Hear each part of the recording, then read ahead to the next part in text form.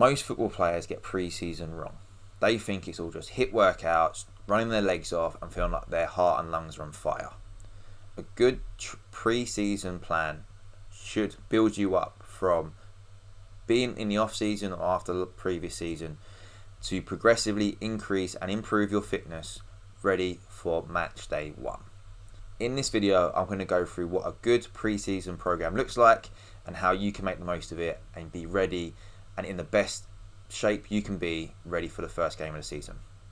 Hi, I'm Tom. I'm a strength and conditioning coach specifically for football players. I help them to run faster, turn quicker, be stronger and have more energy on the pitch to improve their performance and take their game to the next level. When it comes to pre-season, most players get it wrong.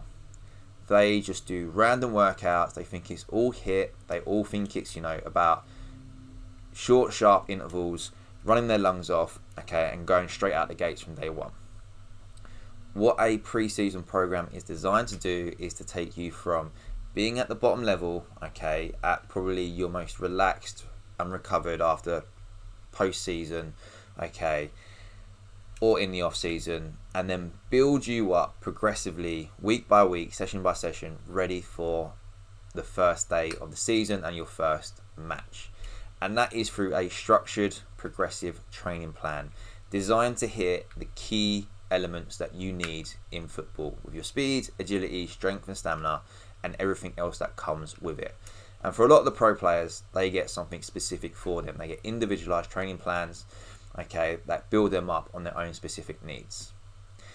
This training plan that I'm going to go through for pre-season is designed and aimed at either amateur, grassroots, or even semi-pro players that might not have access to that state-of-the-art facilities, and also got work, education, and family and other commitments in life to work around.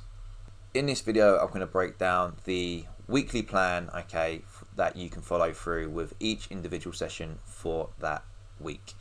And because this is aimed at grassroots, amateur, and semi-pro players, this has been based around 4 separate sessions that you can do each week as part of the program, because that's not going to include the one training session you're going to do with your team, which realistically is going to be a lot of conditioning, in itself. So on top of the 4 sessions for the program, that's 5 sessions a week, giving you 2 rest days, to recover, recuperate, and make sure you're ready for the next training session. And a big part of that is that most players at the grassroots level, or even up to semi-pro, don't have access to the world-class facilities you see some of these guys talking about on social media, or even the guys in America where they get free access to the college level track and field training facilities. This is designed for 2 pitch-based sessions and 2 gym-based sessions. So with 1 session a day, maybe up to an hour in each one, that you can also base around your skill work that you're going to do on top. And the key part here is that if you're really looking to stand out and progress further and higher, than anyone else and make it in taking your pre-season seriously is going to be a big thing that differentiates you compared to the people around you. On the first day of the season, you will notice the difference between the players that have committed to a well-designed and well-structured training plan for pre-season to build their fitness and their performance compared to the guys that either don't do pre-season at all or don't actually know what they're doing and don't do the right training to progress. So take your pre-season seriously and see the results on the first day of the season. What I'll do now is break down the 4 different sessions you're going to go through each week so that you get an idea of what training looks like. And one thing to be clear here is that the actual structure of your weekly training is going to differ depending on your situation and your timetable. One key thing though is to make sure you do plan in your recovery sessions or your recovery days. That could be light mobility, or cardio just to keep the body topped up, but making sure that you do recover in between is going to make sure that you're in the best position to train and get the best performance and progress from it. Because if you train every day to max intensities without the right recovery, you're just going to overtrain, burn out, and actually there's a chance that you're going to detrain or get injured, which is what you don't want. So the first session we go through is the first pitch session, which is based on your acceleration and your change of direction. This is going to be focused on improving your ability to build up speed quickly from either a standstill or a slow moving start. In football, a lot of the work you do on the pitch is those short bursts of energy. And having the acceleration to get out the blocks quick, change direction as well, is going to differentiate you from the slower players. One key thing here though for acceleration, a lot of it is going to be about improving your running technique. Improving on your running mechanics with A skips, B skips, straight leg bounds, working on different start mechanics. It's going to be shorter sprints but focusing on that high intensity speed, working up and building up that speed from a standstill. And change direction is a great way to include your acceleration, because your change of direction and agility is the ability to stop, change direction, and then break out from that change with acceleration and speed again. They go nicely hand in hand. Your second pitch session is going to be based on top speed. So if acceleration is sort of based on the first sort of 10, 15, 20 meters, your top speed is going to be based more up to your 30, 40, maybe even 50 meters. Because yes, although your performance on the pitch, okay, or a football game is made up of shorter bursts of energy, every now and then you're going to need that longer exposure to speed, okay, whether it's a counter-attack, attacking or defending, or if it's maybe more position specific, such as like a winger or a fullback that's going to do longer runs. But running top speed training as well is going to expose you to faster levels of speed, which is also going to help improve your overall speed and work. Part of your pitch sessions, so acceleration and top speed, is also going to include some plyometrics, okay, to improve your ability to generate and explode out with force when you are moving on the pitch. Okay, this is slightly different to your power-based stuff in the gym, and I'll explain that as you go through your sessions. But your first gym session is going to be focused on strength. It's going to be focused purely on how much strength you can produce and how strong the body is. So this is going to be working on higher weights, high intensities, maybe less reps and less volume, but making the body strong, because your strength is developing your strength is developing how much force your body can produce. And it's the force your body can produce that moves you on the pitch. Okay? The difference between that strength and power, your power is your strength times speed. It's basically how quickly you can produce that force. The quicker you can produce it, the quicker you're going to move on the pitch, the faster, more explosive and more dangerous you'll be on the pitch. If you take two football players that, similar speeds and the same strength, but one of them's more powerful, can apply that force quicker, they're going to be the quicker player on the pitch. They're going to move faster and they're going to be better able to perform because they get those more opportunities that come through with that speed. But the thing with power is it isn't just plyometrics. The difference between plyometrics and power is just about producing force quickly. Plyometrics is producing force quickly from a reactive state. A great example is kind of like a pogo jump. You jump, you land, and you jump quickly again with as minimal ground contact time as you can. So the less time you spend on the ground, the quicker you're going to move. Compared to something like, say, a box jump, where you don't actually land, you just take off, okay, you produce high amounts of power. There's no reactive element to it. There's no absorbing force, there's no redirecting it. Okay, it's not a plyometric, it is a power element. They're both good, and they both have their benefits, but it's important to understand what you're doing, how to do it, and when you should be doing it. Now, one thing I haven't mentioned yet is the conditioning part. Your conditioning is really going to come from those pitch-based sessions and part of your team-based training. With those 4 sessions and your team-based training, you're going to get 5 sessions. If you do conditioning every single day, you're going to burn out, you're going to overtrain. So if you're doing your team training for conditioning and you do your 2 pitch-based sessions, you're then going to have your 3 sessions for conditioning. And there's different kinds of conditioning, and I'll explain how they work through on each week. But an important thing is that you try to build it up and you don't just go straight into your intervals and your higher bursts of speed. You have to build it up. You have to build up the engine, you have to get the aerobic capacity, then your speed endurance, and then your repeated sprint ability, okay? It's all part of progress with the rest of the sessions. If you do need conditioning based sessions that you want to improve your endurance energy levels, I have a free match fit starter pack based on the different energy levels you use on the pitch. And one of my favorite things about it is that it doesn't take any equipment, it doesn't need any setting up. It uses the pitch as your workout. So you can literally turn up, get to it and get the sessions done. And it's a great way to train on top of your speed, your agility, your top speed, and even your skill-based sessions. So if you want that, it's in the description. I'll pin it to the comments, and you can use that as part of your conditioning sessions over your pre-season to improve your endurance and your conditioning. So now that we've gone through the 4 different sessions you're going to do through the week, we're now going to go onto the weekly structure and progression. And this is a key part now. Each week should be about progressively improving your fitness in all areas, your speed, your agility, your conditioning, your strength, and your power, so that you go from your starting level and you progressively build up towards match fit and match ready at the end of the program. So week 1 is going to be all about preparing your body ready for the training that's going to come and the demands of football. If you were training in the off season before the pre-season started, well done, you're ahead of everyone else. But for anyone that hasn't, okay, but even for those guys that have, the first week is about getting your body used to the demands of training and football.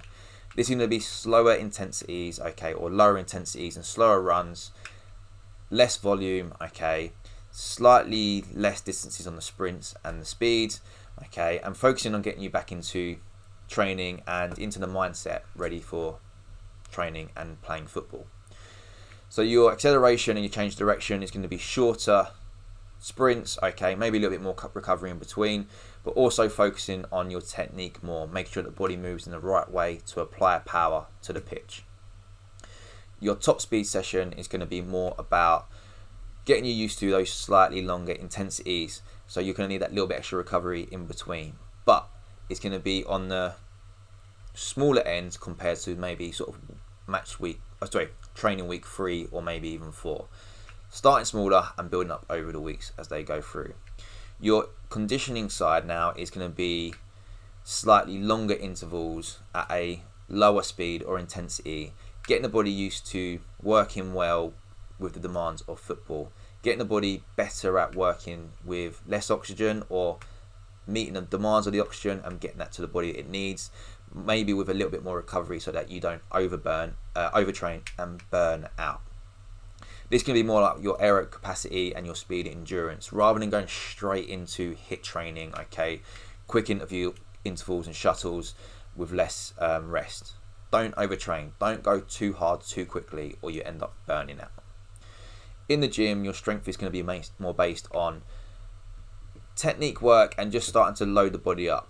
Not too high in intensities, maybe slightly more reps, just so that your body's getting used to it, while keeping the intensities and the weights slightly lower, so that you can get the body used to those demands of training again. Same with the power.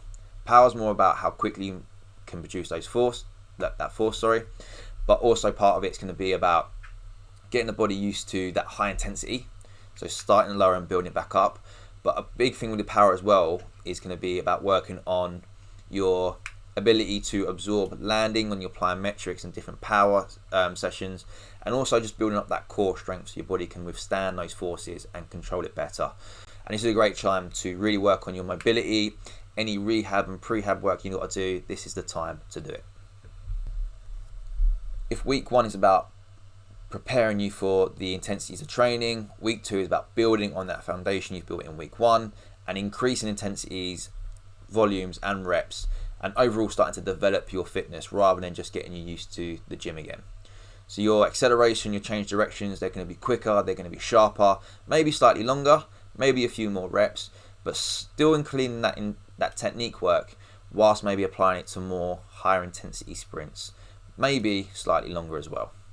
Your top speed is going to be, again, slightly longer now, higher speeds, starting to work on getting faster in your sprints rather than just sort of working on getting the body used to it again.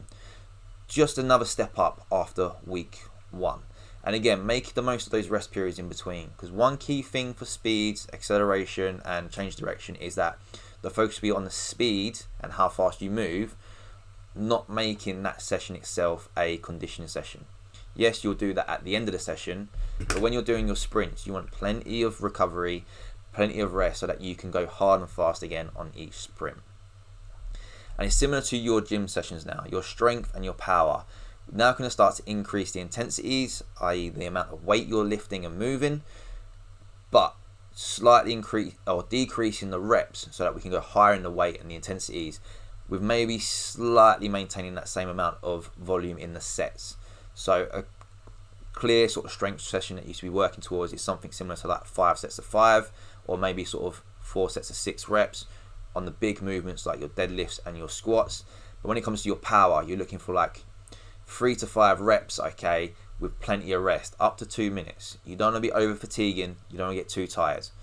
But another thing now is sort of starting to work on different movements, maybe more lateral, side to side, stuff like side lunges, Copenhagen's, okay, working on the groins and the hips, starting to get the rest of the body moving to meet the demands and the movements you need for football and playing. And again, your conditioning, we're now ramping it up. Still working on that engine, still working that aero capacity and the speed endurance, but you're starting to either increase the speed you do your aerobic capacity at, maybe a little bit more less rest, or maybe with your speed endurance increasing the distance you're running for, or reducing the amount of rest time in between those sprints and those reps. One main difference now is that at the end of week 1, you should be kind of feeling like you're not overtrained, okay, the body's, you know, starting to build up that fitness again and get going, but by the end of week 2, you start to feel the effects of your training. You start to feel a little bit sharper, a little bit stronger, okay, and feeling like your body is really feeling like it's ready to play and ready to compete on the pitch. Week 3 is going to be all about upping the intensity. This realistically is probably going to be your hardest week of the 4-week training block, because week 4 we shouldn't be overtraining and feeling tired before that first match. We want a little bit of recovery. But week 3 is now where we're really going to up the intensities and almost start to push the limits of your body and start to improve your performance and your fitness ready to play. So with your speed, your agility, your acceleration and your top speed, we're looking faster, bigger intensities, okay, and bigger sprints. With the agility, it's going to be more shuttles, it's going to be more change directions and quicker turns. Your acceleration, we're now really focused on less about technique and more just about speed and sprints. And the same for your top speed. We may start to go slightly further with your sprints, working on getting faster and faster times. And another part of that is giving you the extra bit of rest that you need to maintain the top speed. Your conditioning now, you are going to start hitting those sort of hit-based training sessions, repeated sprint abilities, quick shuttles with less rest and less recovery. Another great way to maintain your aerobic capacity training whilst doing your intervals is, rather than just doing static rest, is to do active recovery. Do your sprints, okay, but keep the body moving at a recovery pace, ready to go again. This is a very more sport specific and football specific for a match, where you're going to do your high energy sprints, okay, quick bursts of energy, change directions, repeated for a few times, then rest, but then being ready to go again and again for a full match. Now in the gym, we're looking at really hitting those high intensity levels and that high amount of force output. In your strength-based sessions, it's going to be about getting high amounts of weight. You're now looking for like your 1 to 3 reps, but maybe sort of reducing the amount of volume in your sets. Really focusing on the ability to produce high amounts of force. But also, this is a good time to really start to focus on your unilateral or your single-sided movements. Because yes, in your strength and power, your back squats, your deadlifts are going to be the strongest lifts.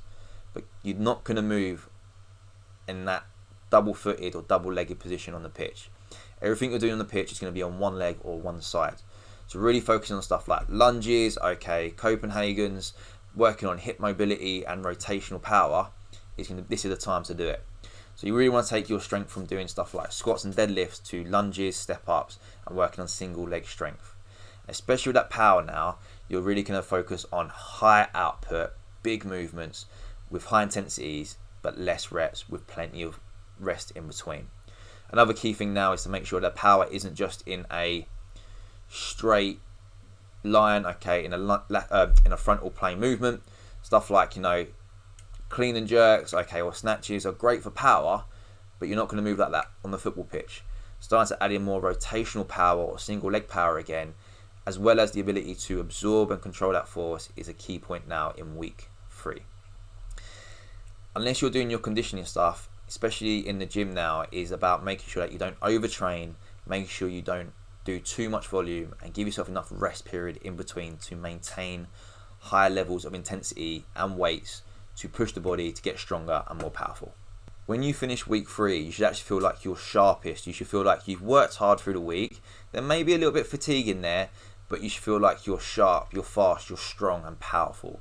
You've done your hardest week now, and your body should feel like it's progressed to that level where it's at its best and it's at its strongest, ready to play. If week 3 was your hardest and about in building that intensity, week 4 is now about maintaining all the work you've done. It's not about trying to push your limits even further, it's about maintaining the work you've done. Because if this is your last week of training before your first game of the season, or even your first game of the pre-season schedule, you don't want to feel like you're burnt out. You don't want to feel like you've overtrained it and you're too tired. And part of that is maintaining your overall work and your training volume so that you can recover and get the energy back. Yes, I said that by the end of match week, training week 3, you should be your strongest and your fittest. But by the time you finish week 4, you should feel like you are, primed, ready, and have the energy to step on the pitch and perform at your best and dominate the game. So what does week 4 look like? This is going to be maintaining high intensities with less volume.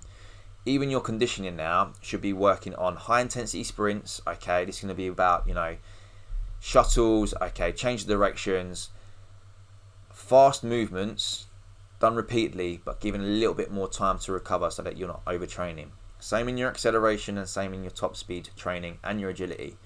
Your work and focus should be on high intensities, speed, powerful movements, and quick turns without overtraining and burning out.